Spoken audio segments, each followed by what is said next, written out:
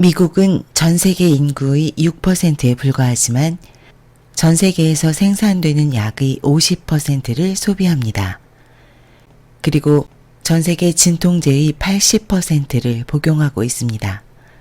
제약회사 머크 회장은 간부회의에서 이렇게 말했습니다. 전 세계 모든 사람이 평생 복용할 수 있는 약을 만들라.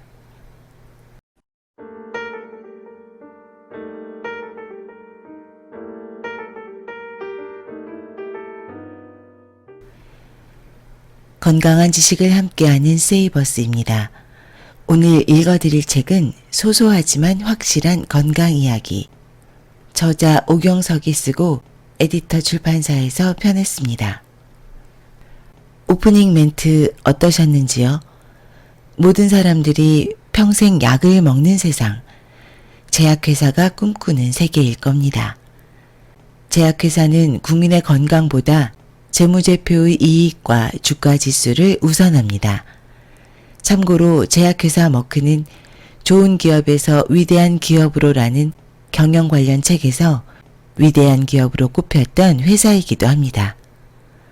위대한 기업의 탐욕이 끝이 없다는 사실이 좀 슬프기도 합니다. 이 책은 20년 경력의 현직 의사가 기존의 치료 상식에 반기를 들면서 기능의학의 새로운 패러다임을 제시하고 있습니다.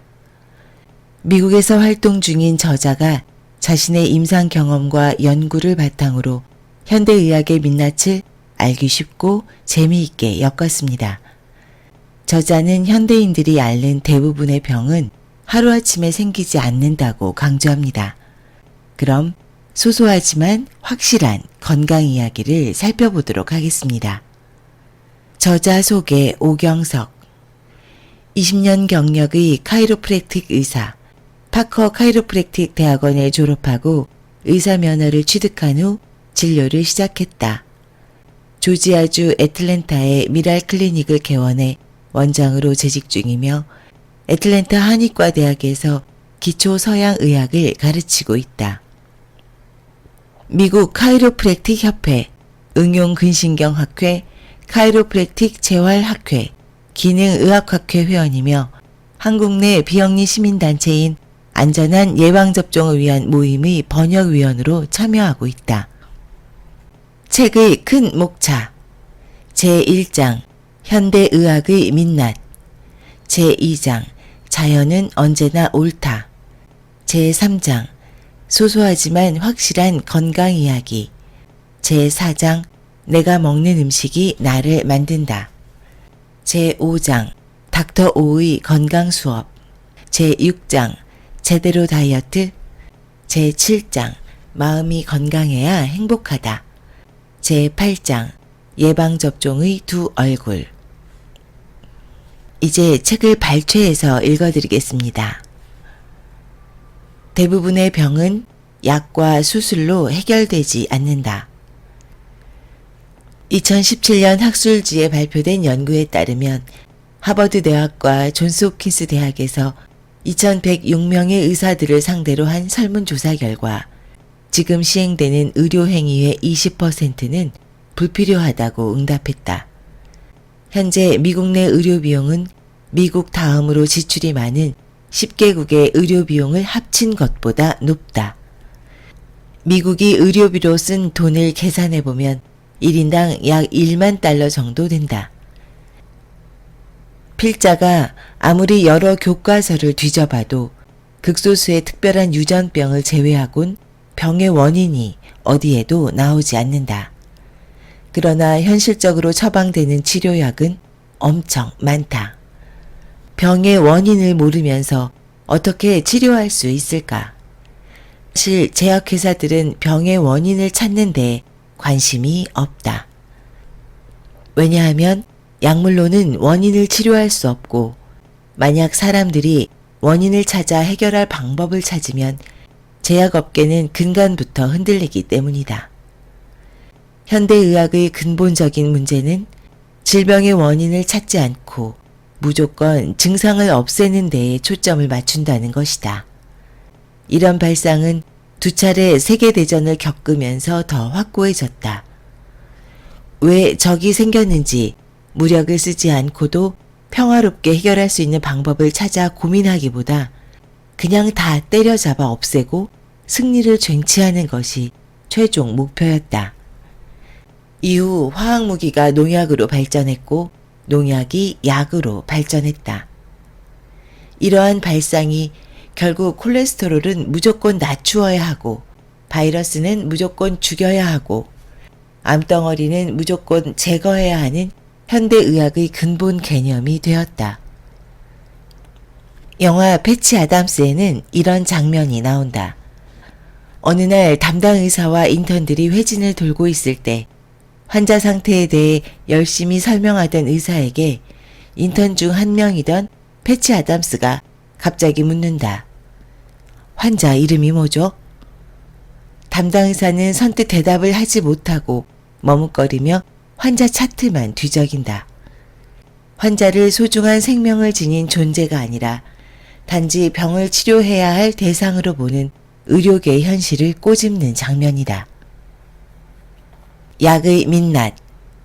한자의 약은 백골을 실에 묶어 나무로 받쳐놓고 풀로 덮어놓는다는 뜻이다. 한마디로 무덤이란 얘기다. 프랑스의 철학자 볼테르는 의사들은 자신들이 조금 알고 있는 약물을 거의 모르는 병을 치료하기 위해 전혀 모르는 몸속에 주입한다고 약물 사용의 문제를 비꼰 적이 있다. 미국이 경제, 과학, 군사 분야 등에서 다른 나라에 비해 압도적으로 두각을 드러내고 있지만 그에 못지않게 세계 1위를 차지하는 분야가 바로 약물 소비량이다. 미국의 인구는 전 세계 인구의 약 6%밖에 안 되지만 전 세계에서 생산되는 약의 50%를 소비한다. 진통제의 경우 전 세계 생산량의 80%를 미국인이 복용한다. 미국인 5명 중 3명은 한 가지 이상의 처방전 약을 복용하고 60세가 넘으면 대부분 혈압약, 콜레스테롤 약, 관절약을 기본으로 수면제, 위산억제제, 항우울제, 당뇨약을 복용한다. 최근 전미 지질협회에서는 2살부터 콜레스테롤 검사를 해야 한다고 주장했다. 콜레스테롤 약은 판매 1위를 차지하는 블록버스터다. 머크 회장이 간부회의에서 전 세계 모든 사람이 평생 복용할 수 있는 약을 만들라고 지시했다는데 곧 현실이 될 듯 싶다. 현대의학의 목적은 건강이 아니고 부다. 이렇듯 어마어마한 양의 약물을 복용하니 당연히 약물 부작용 문제가 심각해질 수밖에 없다. 미국에선 의사가 적절히 처방한 약물을 복용하고 사망하는 사람의 수가 매년 약 25만 명에 달한다. 이 수치를 쉽게 설명하면 약 700여 명의 승객을 태운 초대형 전보 여객기 한 대가 매일같이 추락하고 있는 셈이다. 약을 복용하고 사망한 숫자가 교통사고로 숨진 숫자보다 많다. 또 약의 부작용으로 발생하는 사회적 비용은 약 1,000억 달러가 넘는다. 2017년 통계에 의하면 50세 이하 미국 성인의 사망 원인 1위가 마약성 진통제였다. 약의 9가지 문제점을 정리하면 다음과 같다. 첫째, 약은 자연적인 대사 과정을 차단함으로써 다른 부작용을 일으킨다. 예를 들면 안티히스타민 계통의 알러지 약은 뇌에서 기억력에 필요한 콜린 생성을 억제해 기억력 감퇴나 문제 해결 능력을 떨어뜨린다. 이 약물을 장기간 복용한 환자 그룹을 대상으로 MRI 검사를 실시한 결과 뇌 크기가 줄어들었고 PET 스캔 검사에서는 뇌파 활동이 줄어들었다는 결과가 보고되었다. 둘째, 약이 간과 신장에 영향을 끼쳐 생기는 부작용이다. 모든 약에는 반드시 부작용이 따른다. 처방전이 필요한 약이든 환자가 직접 구입할 수 있는 약이든 마찬가지다. 모든 약물은 복용하면 반드시 간을 거친다. 처방 약물의 50%는 1단계인 간 해독 과정에서 처리되는데 약물 자체가 1단계에 필요한 효소 기능을 억제해 간의 해독 기능을 직접 방해할 수 있다. 특히 약물을 해독하는 처리 능력은 개인에 따라 차이가 큰데, 예를 들어 글루타티온이 많은 사람들은 해독 능력이 높다. 즉 약의 부작용에 심하게 시달리는 경우 글루타티온이 적다고 볼 수 있다.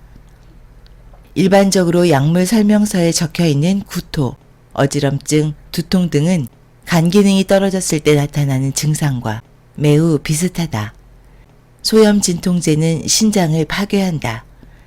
한 연구에서는 미국에서 신장 투석을 받는 환자의 약 15%가 약물 섭취로 인해 신장이 파괴된 경우라는 결과를 보여주었다. 셋째, 서로 다른 종류의 약을 같이 먹을 때 약이 어떻게 작용하는지 알 수 없다. 독성학에서 1 더하기 1은 10이 될 수도 있고 100이 될 수도 있다. 넷째, 개인차를 고려하지 않은 획일적인 처방이 내려진다. 효과가 없거나 부작용에 시달리면 운이 없는 것으로 여긴다. 다섯째, 약물은 증상을 억제할 뿐 원인을 치료하지 않는다. 굴뚝에서 연기가 난다는 이유로 굴뚝을 막는 꼴이다. 여섯째, 약물 실험은 주로 백인 남성을 대상으로 한다. 당연히 타인종이나 여성들에게 효과가 약하거나 더 큰 부작용을 일으킬 위험이 높다. 최근 시장에서 유통이 금지당한 약물의 80%는 여성 복용자에게서 심각한 부작용을 일으킨 것으로 나타났다. 여성은 호르몬 작용 때문에 남성과 생리학적으로 큰 차이가 있지만 약물 임상시험 대상에서 제외되는 경우가 일반적이다. 또한 아이들은 단지 작은 성인이 아닌데도 성인 남성을 대상으로 나온 결과를 몸무게 비율 공식으로 계산하여 아이들에게 처방하기 때문에 많은 부작용을 일으킨다. 일곱째, 약물 사용이 연구 논문에 근거한다 해도 그 논문은 고의적으로 선택됐을 가능성이 높다. 약물의 부정적인 결과가 나온 연구 논문은 학회지나 의학저널에 실리지 않거나 아예 처음부터 연구 자체가 불가능한 경우가 많다. 여덟째, 약물이 특정 영양소 흡수를 방해하거나 과다 배출시켜 몸에서 결핍을 일으키는 경우다.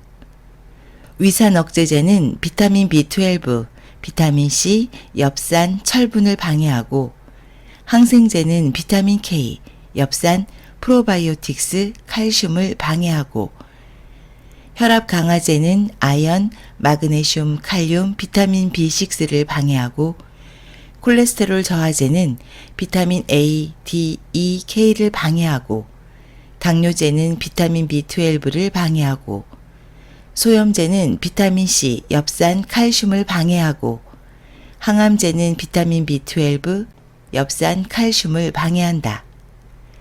이처럼 약물 복용은 영양학적으로 많은 문제를 일으키지만 실제 진료실에서 약을 처방하는 의사들이 영양소 문제를 설명하거나 부족한 영양소를 섭취하도록 당부하는 경우는 거의 없다. 많은 의사들이 무지와 편견이라는 약에 중독되어 있다. 자연 치유를 방해하는 소염 진통제.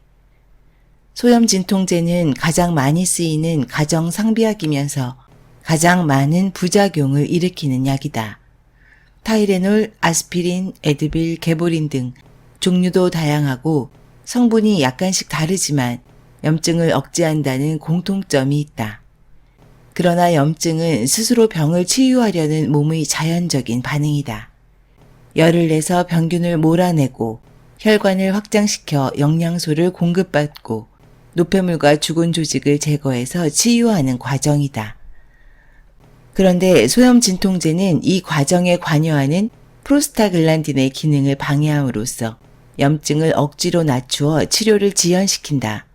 또 위출혈, 위궤양, 어지럼증, 구토, 전립선염, 불면증, 급성 신부전증 등의 부작용이 있고 상습 복용에 빠지기 쉽다. 특히 타이레놀은 간의 독성 물질로 작용하여 미국에서는 이미 어린이용 타이레놀은 판매가 금지되었다. 소염 진통제 못지않게 흔히 쓰이는 약물이 스테로이드제다. 강력한 항염 작용이 있어 각종 통증, 알러지 반응에 사용된다. 워낙 강한 약성분 때문에 효과가 즉시 나타나 마법의 약으로도 불리지만 약성이 강한 만큼 부작용도 크다. 대표적인 것으로 약효가 떨어지면 증상이 더 심해지는 리바운드 현상, 체중이 느는 쿠싱 증후군, 면역 기능 저하, 피부 약화 등이 있다. 특히 관절 부위가 약해지고 부신에서 스스로 코르티솔을 만들지 못하도록 억제해 호르몬 불균형이 생긴다. 그리고 진통제 중에서 가장 많이 남용되는 약이 바로 해열 진통제다. 열이 난다는 건 몸이 외부의 균과 열심히 싸우고 있다는 증거다. 특히 아이들의 경우 함부로 약을 먹여 열을 내리면 오히려 몸의 저항력을 떨어뜨리게 된다. 열이 난다고 무조건 해열제를 먹이는 것은 밤에 애가 운다고 무조건 테이프로 입을 막는 것과 같은 행위다. 3살 미만은 38도, 3살 이상은 40도까지 올라도 약을 먹일 필요가 없다. 머리를 차가운 수건으로 식혀주고 따뜻한 물을 먹이면서 며칠 지켜보다 별 차도가 없으면 그때 병원에 가도 늦지 않다. 뇌손상은 그리 쉽게 일어나지 않으니 걱정하지 말자. 배앓이나 설사가 동반되면 식용숯, 프로바이오틱스, 싱거운 된장국 등을 먹이고 배를 살살 문질러준다. 해열제나 감기약은 함부로 쓰지 말자. 스스로 병과 싸워 이기면서 튼튼해지려는 아이의 성장통을 옆에서 잘 지켜보자. 우울증을 일으키는 우울증약. 양리학에서는 역설적 효과란 용어를 자주 사용한다. 쉽게 말하면 약물로 치료하려 했던 증상이 오히려 약물 복용으로 나타나는 경우다. 대표적인 약물이 바로 프로작, 팍실 등의 항우울제다. 항우울제는 세로토닌이란 뇌신경 전달 물질이 다시 흡수되는 것을 억제하는데 그 과정에서 우울증이 부작용으로 나타난다. 우울증이 더 심해지면 자살이나 살인으로 이어질 수 있다. 미국에서 가끔씩 터지는 총기 난사 사건이나 유명인들의 갑작스러운 사망 사건과 깊은 연관이 있는 약물이 바로 항우울제와 리탈린으로 판매되는 과잉 행동장애 억제제다. 한 연구에 따르면 항우울제를 복용하는 환자 250명당 1명은 폭력 사건에 연루된 것으로 나타났다. 또 2011년 한 해에 약 5천만 건의 항우울제가 처방되었는데 이를 환산하면 약물 부작용으로 약 15만 8천 건의 폭력 사건이 일어난 것으로 추정할 수 있다. 항우울제의 또 다른 부작용은 살인이다. 총기 규제가 허술한 미국에서 대량 살상 사건의 범인이 복용했던 경우다. 현재 미국 내 40, 50대 중년 여성의 약 25%가 항우울제를 복용한다. 의사나 제약회사에서 사용하는 진단법에 따르면 바보와 광녀들을 제외하곤 모두 우울증에 해당될 정도다. 그러나 최근 발표된 연구에선 단기간 약을 복용한 환자에게는 효과가 전혀 없는 것으로 나왔고 장기간 복용한 경우에도 15%에서만 효과가 나타났으며 85%는 만성 우울증으로 발전했다는 결과가 나왔다. 우울증은 단순히 세로토닌 부족증이 아니다. 따라서 세로토닌 재흡수를 억제하는 약물로는 절대 고치지 못한다. 우울증의 원인은 매우 다양한데 그중 대표적인 것이 장염이다. 장은 제2의 뇌라고 불릴 정도로 뇌의 건강과 밀접한 관계가 있다. 그래서 평소 장이나 뇌의 염증을 일으키는 설탕, 식용유, 가공식품을 끊고 채소, 발효식품, 프로바이오틱스, 비타민 D를 충분히 섭취해야 한다. 또 머리만 쓰지 말고 운동이나 여러 신체 활동으로 몸을 충분히 써야 행복 호르몬인 세로토닌의 기능이 좋아진다. 음식을 바꾸고 몸을 잘 쓰면 결국 우울증은 완치된다. 유방암 검진을 둘러싼 논란. 여성 건강을 위협하는 심각한 질병 중 하나가 유방암이다. 최근 여성 9만 명을 대상으로 25년간 추적 조사한 결과 메모그램 검사는 유방암 발병률이나 사망률을 줄이는데 별 도움이 되지 않는 것으로 나타났다. 오히려 메모그램을 받은 여성의 22%가 오진 때문에 불필요한 치료를 받은 것으로 나타났다. 최근 유방암 조기 진단을 위한 메모그램 검사 가이드라인이 새로 정해졌다. 그동안 메모그램 검사의 효용성에 대한 논란이 계속 제기되었는데 이제 앞으로는 50세 이후 여성들은 2년에 한 번 검사를 받고 75세가 넘으면 받을 필요가 없다고 나왔다.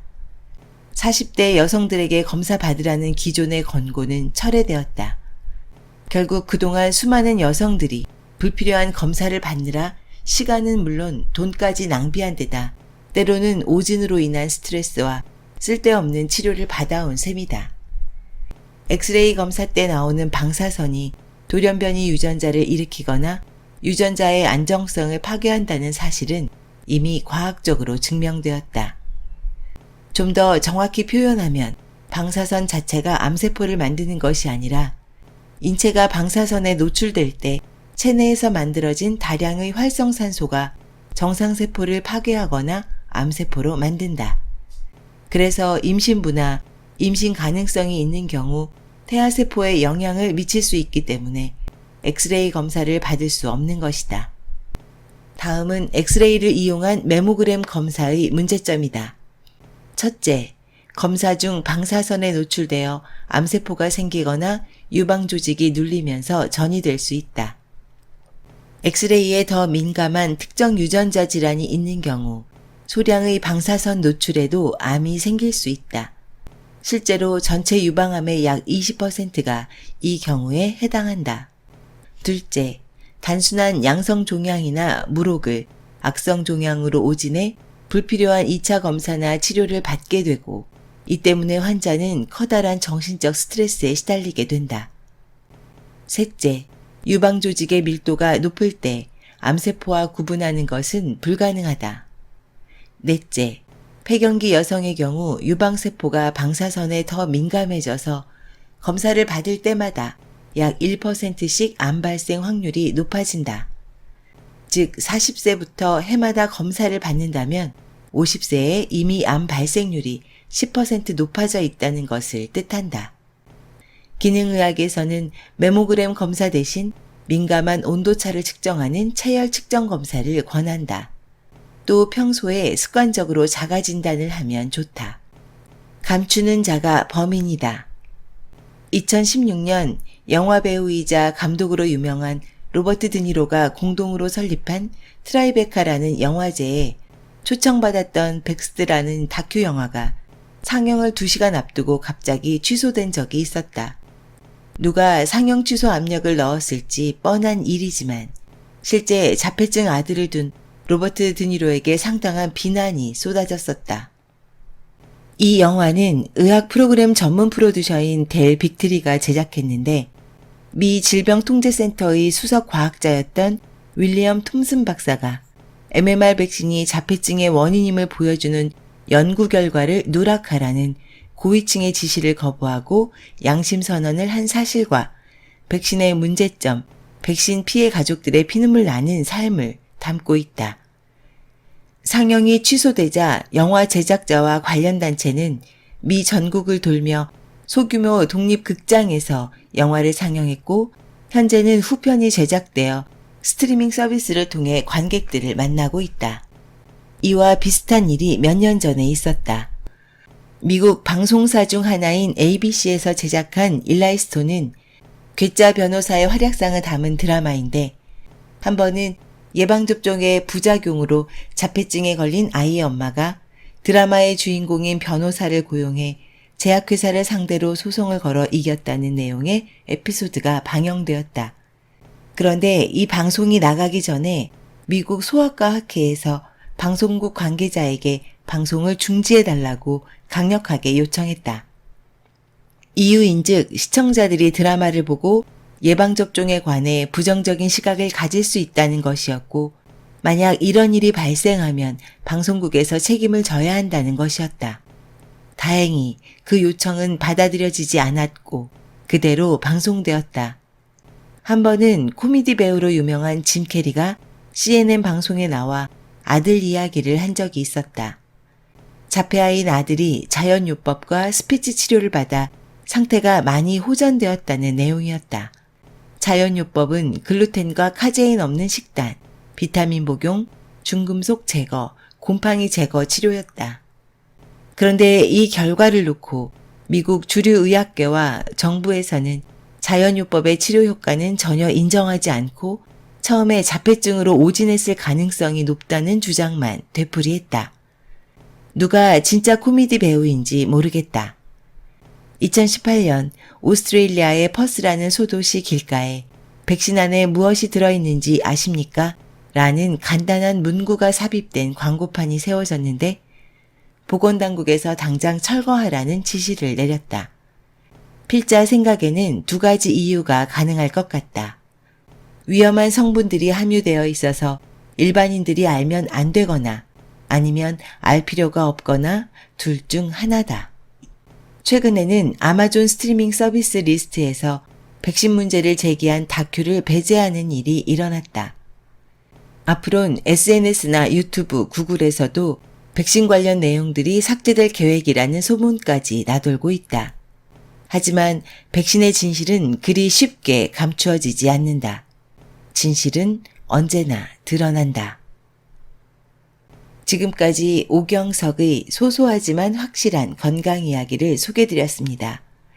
제가 소개드리는 책들 중에는 미국에서 진료하는 의사들이 많습니다. 그분들의 책을 접할 때마다 최강대국 미국의 민낯을 만나게 됩니다. 특히 의료 분야에서 미국은 철저하게 실패작입니다. 의사가 처방한 약물로 사망한 사람이 매년 약 25만 명이 넘습니다. 저자의 말대로 전보 여객기가 매일 추락하는 대형 참사가 벌어지고 있습니다. 우리나라는 어떨까요? 검색을 해봐도 명확한 통계 자료를 찾기는 힘들었습니다. 미국만큼 심각하지는 않겠지만 베일에 쌓인 죽음도 많을 겁니다.